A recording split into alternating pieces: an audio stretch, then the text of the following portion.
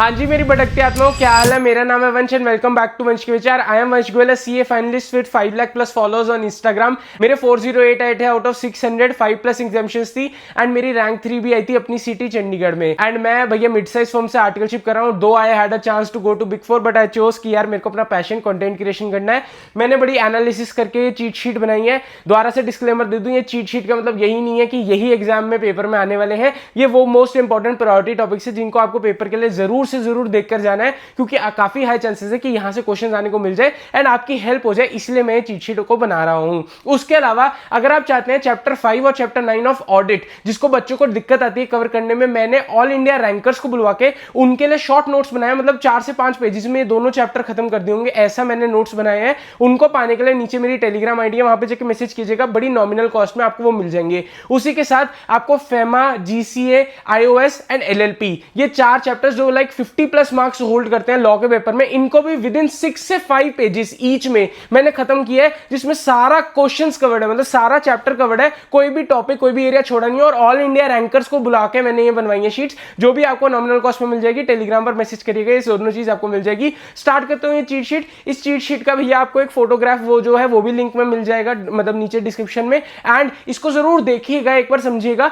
मैं चाहूंगा कोई ना कोई जरूर टाइम स्टेप्स डाल दूं ताकि आपको पता लग जाए कौन से ग्रुप 1, ग्रुप 2, ग्रुप 3, मतलब सारे सब्जेक्ट्स कवर है इधर एंड सारे इंपॉर्टेंट टॉपिक सब कुछ एक्सप्लेन किया हुआ है। चलिए इस वीडियो को स्टार्ट कर लेते हैं। सबसे पहले बात करूंगा फर्स्ट पेपर यानी कि अकाउंटेंसी के। अकाउंटेंसी में आपको AS3 जरूर से करके जाना है, क्योंकि 7 से लेके 8 मार्क्स का AS3 हमेशा आता है। प्लस आपको AS14 14 मार्क्स का देखने को मिल जाता है, AS21 14 मार्क्स का देखने को मिल जाता है। और भैया इस बार मेरे को उम्मीद है कि प्रिपरेशन और presentation of financial statements 14 marks का आ सकता है, बिकॉज इंटरनल रिकंस्ट्रक्शन पिछले 2 अटेम्प्ट से 14 मार्क्स का आ रहा है एंड इंस्टीट्यूट इनको ज्यादातर भैया दोबारा नहीं पूछेगा, बल्कि इंटरनल रिकंस्ट्रक्शन का आपको MCQ देखने को मिल जाता है। उसी के साथ क्वेश्चन नंबर 6 में ना ब्रांच अकाउंटिंग जरूर आता है, ये हमको पता है। लेकिन अब एज अ स्टूडेंट हमारा क्वेश्चन बनते हैं क्या मैं ब्रांच करूं या नहीं। देखो ब्रांच चैप्टर बहुत बड़ा है, लेकिन ब्रांच में कहता हूं इसलिए कर लो क्योंकि भैया AS14, AS21 preparation presentation of financial statement with internal, अगर प्रिपरेशन नहीं आता इंटरनल आता है, भैया ये 3 क्वेश्चन ना इतने लेंदी हो जाते हैं जो आने ही आने हैं, तो पर्सन इनको कर नहीं पाता है। इसलिए मैं कहता हूं क्वेश्चन 6 यहां तुम्हारा सेवियर बनता है, क्योंकि अकाउंट्स का पेपर ऑलरेडी इतना लेंदी होता है कि अगर तुम कुछ भी छोड़ तो भैया पेपर ही छूट जाता है। इसलिए बहुत इंपॉर्टेंट है कि मैं कहता हूं ब्रांच को करके चाहे करो, कि अगर बाय चांस तुम्हें यहां पे नहीं आता हुआ, अगर आता हुआ कंसोलिडेशन और 14 दोनों आते हुए और ये भी आता हुआ, वेरी गुड। बट अगर नहीं आता हुआ, you would have a better chance. तो मैं कहता हूं क्वेश्चन 6 जरूर प्रिपेयर करो, क्योंकि उसका फॉर्मेट फिक्स है। क्या फिक्स है भैया? एक ब्रांच जरूर आता है, ब्रांच में आप dependent branch and foreign branch जरूर करके जाना। जो AS11 के साथ फॉरेन ब्रांच का ट्रायल बैलेंस आता है वो जरूर करके जाना, एंड डिपेंडेंट ब्रांच जो stocks and debtor matter starting वाला से वो देख जाना। उसके साथ भैया एक थ्योरी का क्वेश्चन हर बार आता ही आता है इसमें, क्वेश्चन नंबर 6 में। And AS19 and 20 important portion hold कर रखते हैं, क्योंकि ये 4 नंबर के आपको जनरली एग्जाम में देखने को मिल जाते हैं। उसके अलावा बायबैक आपको 8 से लेकर 4 नंबर का या तो MCQ में या फिर एक स्टैटिक क्वेश्चन पक्का से पक्का देखने को मिल जाता है। मैं रिकमेंड करता हूं कि AS14 एंड 21 में से एक चीज करके जाना, क्योंकि कई बार ऐसा होता है, मतलब दोनों समझ के जरूर जाना, क्योंकि आपको MCQ में देखने को मिल सकता है, वेरी रेयर चांस, क्योंकि MCQ में ज्यादातर आएगा तो 14 का 1-2 MCQ आ जाते हैं, बट 14 मार्कर तो आने ही है। लेकिन मैं रिकमेंड करता हूं कि 14 जरूर ढंग से करके जाना। 21 थोड़ा टफर साइड पे आ जाता है, तो 21 को हल्का लीनियन लेके ब्रांच को कर लोगे ना, वो एक बेटर स्ट्रैटेजी बनती है तुम्हारे एग्जाम को लेके, जो मैंने भी अपने एग्जाम में फॉलो करी थी। उसी के साथ VKV स्पेशल, जो मेरे को उम्मीद है कि इस बार जो ICAS सरप्राइज देगा सबको, AS22 एंड AS13, ये 2 AS बनते हैं। यहाँ पे मैं लिखना भूल गया, ये 2 AS बनते हैं जिनको तुम देखे जाना। बाकी ये भैया MCQ के AS आपको मिल जाएंगे, जहां से आपको MCQ के क्वेश्चन जनरली देखने को मिल जाते हैं। इसमें AS18 का थ्योरी क्वेश्चन, 10 भैया हमारा PP2 भैया हमारा कौन सा इन्वेंट्री इंपॉर्टेंट, एंड 23 हमारा जो वो बन जाता है ना क्वेश्चन है इन्वेस्टमेंट वाला, सब्सिडी वाला, वो आ जाएगा। बाकी बोरिंग कॉस्ट का भी देख सकते हो, वो भी यहाँ पे आ सकता है। बात करूंगा लॉ की, तो लॉ का भैया पहले तो ये देख लो कि एक ना पेपर फिक्स पैटर्न है कि लॉ का ना ऐसे ही पेपर में क्वेश्चन आता है कि पहले कंपनी फिर फेमा का, कंपनी GCA का, कंपनी IOS का। मतलब इन्होंने सोच रखा है कि तुम्हें भैया जीने नहीं देना, हमने हर जगह एक दूसरा वो घुसा रखा है, तो मैंने उसका भी एक इलाज बता दिया है। देखो यार, FEMA, LLP, GCA, IOS and foreign company, ये 55 प्लस मार्क्स का पेपर तुम्हारा कवर कर देते हैं। ये इतने 4 सेक्शन, तुम कंपनी सेक्ट को लेकर बैठे रहते हो, और एक बार कंपनी सेक्ट शुरू किया ना, वो खत्म ही नहीं होता, चलता रहता है। इसलिए कोशिश करना कि भाई पहले इनको कर लेना। उसके बाद कंपनीज में भी मैंने तुम्हें इंपॉर्टेंट छांट दिए। क्या छांट दिए? देखो बड़े में इंपॉर्टेंट ये 3 है, management administration, audit and auditors, accounts of the companies. ये 3 तो मस्ट है कि करके चले जाना। 14 नंबर के तो 1-2 तो इनमें आते ही आते हैं, और कभी कभी ऐसे खेलना करना होता है ना, एक काट देता है या इसमें से कोई क्वेश्चन नहीं उठता, पर फिर 2 में से पूछ लेता है। तो ये तो मस्ट है ही तुम्हारे, ये 3 तो करके ही जाना। छोटे में से डिपॉजिट का क्वेश्चन हर साल 5 से 7 नंबर का आता ही आता है। मैंने रजिस्ट्रेशन ऑफ चार्जेस और डिविडेंड इसलिए नहीं रखा क्योंकि वो ऑल्टरनेटिव है, मन होता है तो आता है। इससे बेटर प्रोस्पेक्टस जरूर करके जाना, 7 नंबर का प्रोस्पेक्टस फिक्स है, जो लोग छोड़ जाते हैं प्रोस्पेक्टस फिक्स है। और अगर टाइम बचे तो शेयर कैपिटल एंड डिबेंचर को देख के चला जाना, क्योंकि ये भी एक इंपॉर्टेंट चैप्टर बनता है, क्योंकि इसमें कुछ इंपॉर्टेंट सेक्शन है, तुम्हारा 63 हो गया, 71 हो गया, जो इंपॉर्टेंट है, जिसमें से क्वेश्चन तुम्हें काफी हाई प्रोबेबिलिटी है। बोनस शेयर होगा, ऑल्टरेशन ऑफ कैपिटल होगा, रिडक्शन ऑफ कैपिटल होगा, variation of share holder rights होगा। ये ऐसे भैया टॉपिक्स है जिनसे आईसीआई जनरली क्वेश्चंस पूछता है, और बहुत ज्यादा तुम्हें ना मार्किंग में मिल जाएगी, ए पार्ट, बी पार्ट, ए पार्ट, बी पार्ट, तो बड़ा ध्यान से करके आना है। बाकी मैंने ये जो इंपॉर्टेंट सेक्शंस है, कुछ मैंने कंपनीज एक्ट के भी इंपॉर्टेंट सेक्शन लिख दिए, ये तो सारे तुम कर ही लेना, इसके सारे बाकी नोट्स मैंने दिए हुए हैं, उनको भी कर सकते हो। बाकी ये आपको 4 से लेके मतलब 40 सेक्शंस होंगे, जिसमें मैंने सारे इंपॉर्टेंट सेक्शन छाट दिए, आपको भैया डिस्क्रिप्शन में मिल जाएगा लिंक, वहां से आप ये भी पूरी देख लेना, अगर आई गेस मैं बैठा हूं तो दिख रही हो तो। बात करूंगा डायरेक्ट टैक्स की। डायरेक्ट टैक्स का फिर से भैया एक पैटर्न फिक्स है, आईसीआई कहता है भैया मैं तो इसी पैटर्न में पूछूंगा, तो अपने लिए तो फायदा है। सबसे पहला तुम्हारा टोटल इनकम क्वेश्चन, भाई इससे पीजीपीपी ढंग से कर दोगे ना, टोटल इनकम हो जाएगा। और टोटल इनकम में स्टेप मार्किंग मिलती है, बहुत से बच्चों को डाउट रहता है क्या टोटल इनकम में स्टेप मार्किंग मिलेगी, मेरे सारे नंबर जाएंगे। पहले तो मैं कहता हूं ये फर्स्ट पे अटेम्प्ट ही नहीं करना, ये सबसे लास्ट में अटेम्प्ट करना भैया। पहले जीएसटी कर लेना, डीटी कर लेना सारा, फिर ये अटेम्प्ट करना। ये गलती मत करना कि पहले इसको लेकर बैठ जाओ, पेपर ही नहीं खत्म होएगा, इसको सबसे लास्ट में करना। और पीजीबीपी इसमें मेजर होल्डिंग होल्ड करता है, और पीजीबीपी तुम्हारा सबसे इंपॉर्टेंट है, तुम पीजीबीपी ढंग से कर लेना, पीजीबीपी पेपर में आता ही आता है, तो पीजीबीपी ध्यान से कर लेना। उसके बाद क्वेश्चन नंबर में बात करूंगा 2 की। 2 में रेजिडेंशियल स्टेटस फिक्स है और टीडीएस टीसीएस फिक्स है, बल्कि टीडीएस टीसीएस तो एमसीक्यू में भी पूछा जाता है और बड़ा आसान है। तो भैया 194 का भैया सेक्शन नंबर रट लो आराम से, भैया याद हो जाते हैं कि भैया डी किसके लिए, डेथ के लिए है भैया हमारे, मतलब वो याद करने आसान है। और उनमें सेक्शन नंबर इंपॉर्टेंट है, वो लिख दोगे, थोड़ा बता दोगे कि कितनी रेट है, आराम से हो जाएगा। तो ये मस्ट है, रेजिडेंशियल स्टेटस मस्ट है भैया, बहुत आसान है, मतलब रेजिडेंशियल स्टेटस भी हो जाता है और 8 से 10 नंबर का देखने मिल जाता है। उसके बाद क्वेश्चन नंबर 4 में सेट ऑफ बहुत इंपॉर्टेंट है, कभी कभी सेट ऑफ प्लस क्लबिंग आ जाता है, बट जनरली सिर्फ सेट ऑफ भी आता है। तो सेट ऑफ बहुत ईजी है भैया, किससे क्या बढ़ेगा, लॉन्ग टर्म कैपिटल लॉस है तो उससे सिर्फ लॉन्ग टर्म कैपिटल गेन से सेट ऑफ होगा, वेरी इजी कॉन्सेप्ट्स, तो उनको जरूर देख जाना। एंड रिटर्न फाइलिंग भैया ये थ्योरी क्या है। अब मैं क्या बोलता हूं, मैं बोलता हूं अब ये बचे क्वेश्चन नंबर 3। देखो क्वेश्चन नंबर 1 तो कंपलसरी है, करना ही है। क्वेश्चन नंबर 2 मैं कहता हूं कर ही लेना। क्वेश्चन नंबर 4 तब करना जब मौत आ रही हो, मतलब कुछ समझ ना आ रहा हो कि भैया मेरे से क्वेश्चन नंबर 3 नहीं हो सकता, मुझे कॉन्फिडेंस नहीं है प्रैक्टिकल में, तो क्वेश्चन नंबर 4 करना, क्योंकि ए आसान है और बी में क्योंकि थ्योरी है तो कुछ भी लिख सकते हो, और वो डिपेंड करता है थ्योरी आती हो, क्योंकि जनरली रिटर्न ऑफ भैया इसकी सबको थ्योरी नहीं आती, तो ये डिपेंड करता है अगर आती हो, वरना क्वेश्चन नंबर 3 कर सकते हो। क्वेश्चन 3 में सैलरी फिक्स है 6 नंबर, आई गेस 6 नंबर के अंदर ना इतनी मेहनत करना, वो इतना सब याद करना इतने कम टाइम में थोड़ा मुझे टफ लगता है, इसलिए मैं रिकमेंड करता हूं कि ये कर लो, थ्योरी रटनी ज्यादा आसान है एज कंपेयर टू ये करना। बट अगर तुम्हें यहाँ करना ही है तो सैलरी और आईएफओएस कर लेना, क्योंकि तुम्हें हाउस प्रॉपर्टी की एडजस्टमेंट यहाँ देखने को मिल जाएगी। कैपिटल गेन बहुत सेल्डम, मतलब अगर ऑल्टरनेट होता है तो आता है, बट ज्यादातर आईएफओएस प्लस कैपिटल गेन आता है, और सैलरी तो 6 नंबर का आता ही आता है। बात करूंगा जीएसटी की, तो जीएसटी का भी ये एक फिक्स पैटर्न है जो इंस्टीट्यूट ने बता रखा है। अगर तुम्हें पेपर स्टार्ट करना, always start with question number 5, then go for question number 6, 7, 8 जो भी मतलब ऑल्टरनेट बनता है, फिर भैया 2, 3 में से जो इंपॉर्टेंट है वो करना, और लास्ट में क्वेश्चन नंबर 1 करना। ये टैक्स की स्ट्रैटेजी है, कभी पेपर तुम्हारा मतलब छूटेगा ही नहीं, हमेशा टाइम पे खत्म होगा, विद रिवीजन खत्म होगा।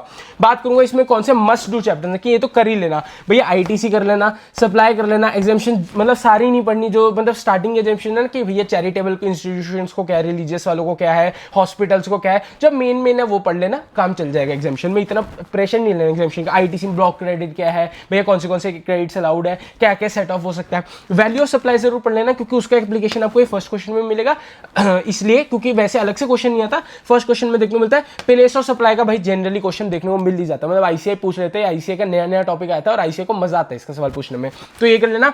आरसीएम देख लेना, और भैया ये जो ईवे बिल है, ईवे बिल बहुत इंपॉर्टेंट है, क्योंकि ईवे बिल आपको ना डेली लाइफ में बड़ा काम आता है। अगर daily life in the sense not in big force I would say, but in भैया जो हमारी धंधे की भाषा होती है ना उसमें बड़ा काम आता है, तो ईवे बिल पढ़ने में भी ईजी है बहुत और आसान भी है, ईवे बिल जरूर कर लेना। एंड पेमेंट ऑफ टैक्स एक इंपॉर्टेंट बन जाएगा, क्योंकि इसमें डेबिट नोट, क्रेडिट नोट, जो टैक्स इन्वॉइसेस वाले वो भी देख लेना, वो इंपॉर्टेंट बन जाते हैं। बाकी जो मैं कहूंगा कि अगर टाइम बचे, वैसे तो ये कर ही लेना, टाइम बचे तो टीडीएस टीसीएस करना है, क्योंकि 4 से 5 नंबर का ये जरूर आता है, एमसीक्यू में पूछ लेते हैं। रिटर्न्स बहुत इजीली इंस्टीट्यूट बोल रहा है कि भैया रिटर्न बता दो और अकाउंट्स ऑफ कंपनी बता दो, ये छोटे भी हैं। मैं रजिस्ट्रेशन लिख सकता था, लेकिन मुझे लगता है वो बहुत बड़ा चैप्टर है, आधार और इंडिकेशन वगैरह, बस दिमाग खराब होता है उसमें, इतना टाइम ना लगाना। आरसीएम देख लेना, कॉर्पोरेशन स्कीम भी अभी तुम छोड़ सकते हो अगर तुम चाहते हो तो, और भैया वो छोड़ सकते हो, इनको जरूर कर लेना, इस हिसाब से तुम्हारा खत्म हो जाएगा। बात करूंगा तुम्हारी कॉस्टिंग की। भाई कॉस्टिंग में ना कोई फिक्स पैटर्न नहीं है, सारे चैप्टर्स देख के जाना। आईसीआई बड़ा, जिसे मैं कहूँ ना, दोगलाबंदी करता है इसमें कि भाई जो मन करता है वो डाल देता है। इसमें एक चीज याद रखना, लास्ट क्वेश्चन है थ्योरी का, वो ज्यादा हेल्पफुल नहीं रहता। थ्योरी सिर्फ तब अटेम्प्ट करना जब lender of the last resort हो। Lender of the last resort, RBI का सुना ना कि भैया वो तो lender of the last resort है, तभी थ्योरी अटेम्प्ट करना कॉस्टिंग में, वरना प्रैक्टिकल करके आना। प्रैक्टिकल में स्टेप के नंबर कुछ तो दे देंगे, थ्योरी में नंबर नहीं देते। अगर उनका एक भी कीवर्ड मैच नहीं किया ना, कांटा मार के 0 दे देंगे। तू 3 शीटें भर के आया और बीकॉम का एग्जाम नहीं चल रहा, बड़े गंदे हैं। हाँ गंदे हैं, मेरे को पता है। तू कह रहा है ये क्या बात होती है, ऐसी है आईसीआई है ये। तो आईसीआई का ये सिंपल रूल है। तो तुम तैयार रहो कि तुम कोशिश करो कि तुम प्रैक्टिकल ज्यादा से ज्यादा करो। ये सबसे स्कोरिंग पेपर है, मेरे भी इसमें 79 आए थे आउट ऑफ 100। कॉस्टिंग सबसे स्कोरिंग है भाई।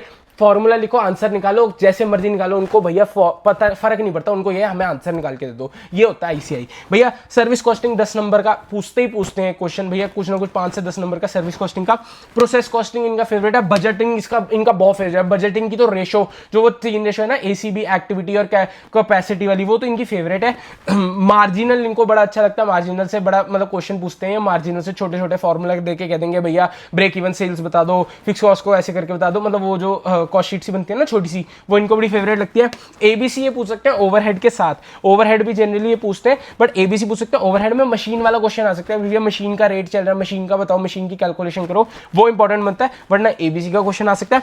मटीरियल इनका बहुत फेवरेट है यार, ईओक्यू। अब तो तुम्हें रट चुका है, सबसे पहले ईओक्यू आरओएल, मतलब वो क्वेश्चन आ जाए तो पहले तो खड़े होकर नाच देना, वाह ये क्वेश्चन आ गया, और हो जाएगा। और स्टैंडर्ड कॉस्टिंग के फॉर्मूला, अगर तुम्हें टाइम मिले तो तुम जॉइंट और बाय प्रोडक्ट, और वो क्या कहते हैं हमारा जॉइंट और बाय प्रोडक्ट, एंड एक और चैप्टर है ना हमारा यूनिट बैच कॉस्टिंग, इन दोनों को देख सकते हो अगर टाइम मिले तो। बट इतना भी कर जोगे तब भी चलेगा। जॉइंट, यूनिट और एम्प्लॉई, ये 3 है जिनको तुम देख सकते हो भाई। देख के, इसमें मैं दोबारा बोल रहा हूँ, प्रैक्टिस सारा करके जाना। आईसीआई का कोई भरोसा नहीं है, लेकिन फिर भी इतना कर जाओगे पास तुम हो जाओगे, गारंटी है। भैया क्या करना है कॉस्टिंग में, बच्चों का यही सवाल आता है भाई, सिर्फ स्टडी मटेरियल देख जा। स्टडी मटेरियल, इलस्ट्रेशन, प्रैक्टिकल बहुत है, बड़े आराम से निकल जाएगा कॉस्टिंग का पेपर। टेंशन लेने की जरूरत नहीं है, मैं ये करूं, इसकी बुक करूं, ये करूं, वो करूं। अरे भाई एक मटेरियल पकड़, उसको करके जा, निकल जाएगा कॉस्टिंग का पेपर, इतना टेंशन नहीं लेना। सेम गोज फॉर हियर यार, एक मटेरियल अपना आईसीआई के स्टडी मटेरियल के क्वेश्चंस, आईसीआई के प्रैक्टिकल क्वेश्चंस और आईसीआई के पुराने एमटीपी आरटीपी के 1-2 देख जाओगे, तब भी पेपर निकल जाएगा। टेंशन नहीं लेनी। पॉजिटिव एटीट्यूड पेपर में होना चाहिए। जब पॉजिटिव एटीट्यूड होगा, चीजें अपने आप होंगी, लेकिन नेगेटिव एटीट्यूड होगा, बनी बनाई चीजें खत्म हो जाएंगी, ये फैक्ट है।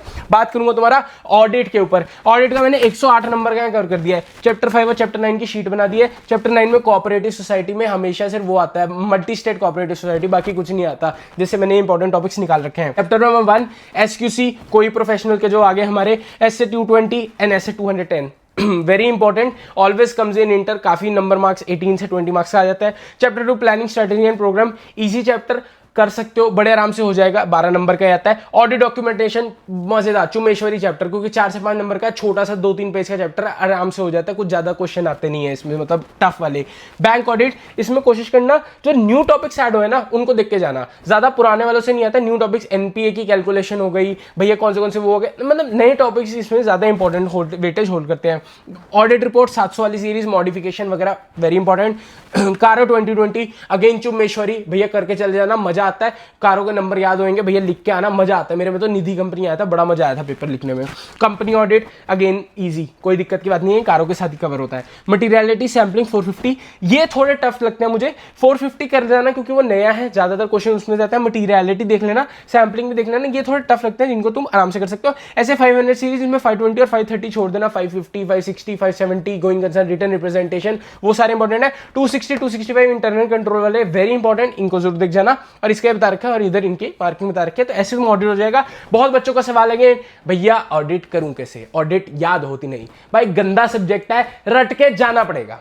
चाहे तू इधर देख ले, उधर देख ले, रैंकर से पूछ ले, पास वाले से पूछ ले, जितने बच्चे ऑडिट में पास हुए हैं, तेरे को ऑडिट रटनी पड़ेगी। भैया मैं रटू कैसे, मुझे तो आता ही नहीं है रटना। कुछ नहीं करना मेरी जान, सिंपल एक चीज करनी है, किताब उठा, बोल बोल के याद कर, बोल बोल के याद कर। जब तक बोल बोल के याद नहीं करेगा, बुद्धि में नहीं घुसेगी, याद नहीं होने वाली ऑडिट। गंदा सब्जेक्ट है, डेली सुबह उठ, याद कर, 2 घंटे 3 घंटे ऑडिट के साथ लगाने शुरू कर दे, ऑडिट सुधर जाएगी। 70+ नंबर आए थे ऑडिट में, 21 नंबर आए थे मेरे ऑडिट में, और ऑडिट में नंबर लाने का तरीका यही है कि इसको बोल बोल के लर्न करना पड़ेगा, फोकस करना पड़ेगा थोड़ा एमसीक्यूज पे ज्यादा, एमसीक्यूज को ज्यादा वेटेज के होल्ड करते हैं, एमसीक्यूज पे फोकस कर लेना और बोल बोल के लर्न करना, बड़े आराम से ऑडिट का पेपर निकल जाएगा। बात करूंगा लास्ट पेपर एफएमएसएम की, कंपैरेटिवली थोड़ा इजी पेपर, लेकिन बच्चे कभी कभार लटक जाते हैं क्योंकि आईसीआई कभी कभार जो खेला खेलता है ना वो यहां तो लैंडी कर सकता है पेपर, लेकिन यहां वो टफ भी पेपर डाल सकता है, तो ये इंपॉर्टेंट बन जाता है।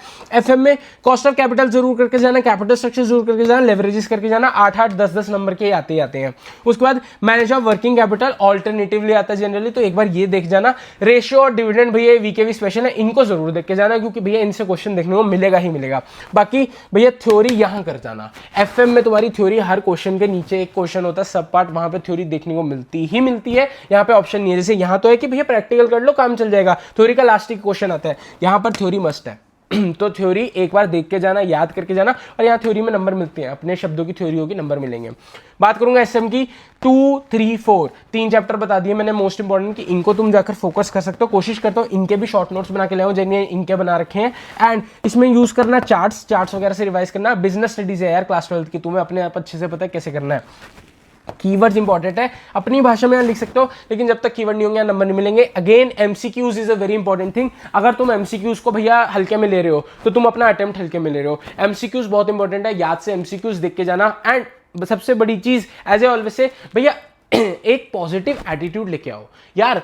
पेपर मुझे पता है आ गया है, पेपर टफ होता है, सीए का एग्जाम है, टफ है, अभी बल्कि आईसीआई ने रातों रात बम फोड़ा, सीए फाइनल 2 बार, भाई कुछ नहीं पता क्या हो सकता है, कभी इंटर के भी 2 बार कर दे, ऐसा नहीं होगा, 99% ऐसा नहीं होगा, 3 ही अटेम्प्ट रहेंगे भाई। जो बच्चे पास होते हैं ना, हमेशा आईसीआई ने पास वो 15 से 18% पास करने हैं। मैं ये कहता हूँ चाहे आईसीआई पासिंग परसेंट बढ़ा दे या घटा दे, तुम्हें पास होना है ना तो तुम्हें उस परसेंटेज में आना पड़ेगा, और उस आने के लिए तुम्हें एक पॉजिटिव एटीट्यूड रखना पड़ेगा। मैं हमेशा बोलता हूँ आईसीआई में टोटल 6 सब्जेक्ट नहीं होते, टोटल 7 होते हैं। 7वां सब्जेक्ट होता है कॉन्फिडेंस, जो हमें पढ़ना बहुत जरूरी होता है, और इस जर्नी में हमारा कॉन्फिडेंस टूटता है। हमारा मन करता है हम सोशल मीडिया पे भैया कंटेंट भी बनाए, मैं खुद बता रहा हूँ, मन करता है वो भी करें, मन करता है भैया हमें भैया ये भी करना है वो भी करना है, पार्टी में भी जाना है, पढ़ाई भी करनी है, ये भी करना है वो भी करना है, बहुत एंड नंबर ऑफ डाउट्स आते हैं, लोग सवाल करते हैं, अटेम्प्ट लगते हैं, मन में हमेशा आता है मैं क्या कर रहा हूँ, क्यों कर रहा हूँ, ये कोर्स क्या है, मेरे दिन के भैया 8 से 10 घंटे मैं सिर्फ किताबों के साथ बिता रहा हूँ, अपनी जवानी के दिनों में मैं कर क्या रहा हूँ, हमेशा ये सवाल आता है। और सिर्फ तेरा नहीं है, ये सबका ये सवाल है कि भैया समझ नहीं आता मैं क्या करूं। तो इसका जवाब यही है कि मेहनत करनी है भाई, ये कोर्स तुम्हें देता है। और मैं हमेशा बोलता हूं भैया ये लास्ट के जो हफ्ता है, हफ्ता 10 दिन है ना, जो इसमें पढ़ लेता है भैया उसका निकल जाता है। मैं इतने सारे लोगों के साथ बैठ के आया हूं, मैं मुंबई गया था, मैं बीबी सर के साथ, कुशल लोढ़ा सर के साथ, जितने तुम्हारे टॉप के फैकल्टीज है ना, मैं इनके साथ कनेक्शन में हूं, और इनसे मैंने सबसे एक ही चीज सीखी है, हमेशा वो मुझे एक ही चीज सिखाते हैं, वंश जो बच्चा मेहनत करता है और जो लास्ट के दिनों में मेहनत कर लेता है ना, वो पेपर निकाल जाता है और इवन रैंक तक स्कोर कर लेता है। उन्होंने सबने मुझे एक ही चीज कही थी, कहता है रैंकर वाला बच्चा वंश कोई अलग जीनियस पैदा नहीं होता है समुद्र मंथन से निकलता हो, कहते वो हमेशा वही पर्सन होता है जो मेहनत करता रहता है, कंसिस्टेंसी से मेहनत करता है और भैया निकलता है। पॉजिटिव एटीट्यूड रखोगे, मेहनत करोगे तो सब चीजें ढंग से होंगी। एंड लास्ट में भैया भगवान का साथ, लक, किस्मत बहुत इंपॉर्टेंट है, भगवान जी के साथ भैया बहुत इंपॉर्टेंट है। भगवान जी को मनाकर चलो, जिसमें भगवान में बिलीव करते हो। बाकी एज ए ऑलवेज से हर एक सेकंड का हल होगा, आज नहीं तो कल होगा। मेहनत करते रहो मित्रों, पढ़ाई करते रहो। कोई भी डाउट एंड क्वेरी है, कमेंट सेक्शन खुला है, भाई हमेशा बैठा है तुम्हें भैया बताने के लिए। ठीक है भाई, जाओ पढ़ लो।